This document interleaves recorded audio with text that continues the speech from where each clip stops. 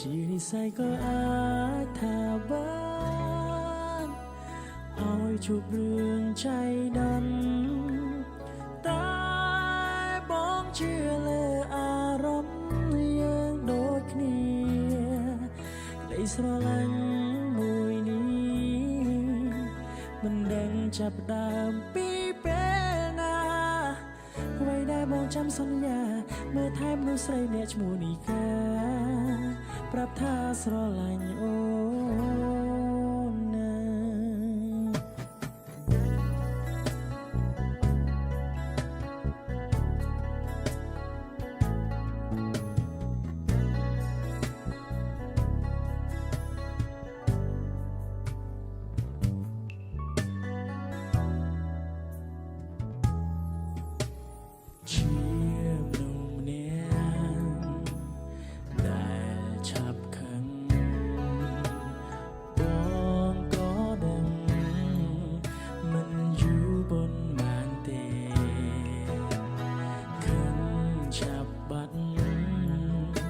ចិត្តបងស្រឡាញ់កានធ្វើកុំបារម្ភកុំខ្វល់ពាក្យគេមើលថែក្តីស្នេហ៍យើងគឺជាក្តីស្រឡាញ់ចេញពីអារម្មណ៍ជាចំពោះគ្នាជានិស្ស័យក៏អាចថាបានឲ្យជួបរឿងចៃដន្យតែបងជឿលើអារម្មណ៍យើងដូចគ្នាក្តីស្រឡាញ់មួយនេះមិនដឹងចាប់ដើមពីពេលណាអ្វីដែលបងចាំសន្យាមើលថែមនុស្សស្រីអ្នកឈ្មោះនីកាប្រាប់ថាស្រឡាញ់អូនណាកាន់ដៃគ្នាដើរលើផ្លូវជីវិតវែងឆ្ងាយ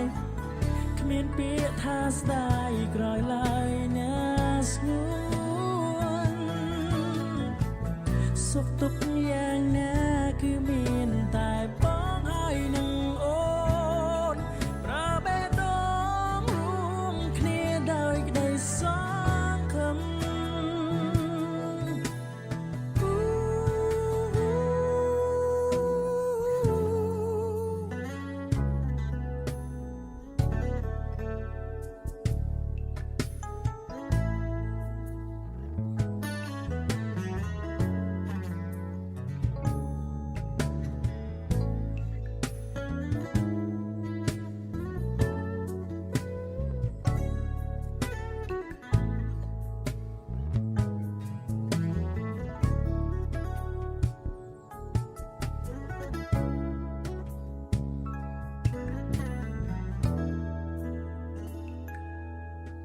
គឺជាក្តី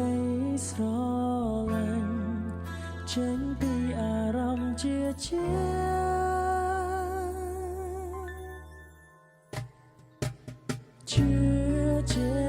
ចំពោះគ្នាជានិស្ស័យក៏អាចថាបានឲ្យជួបរឿងចៃដន្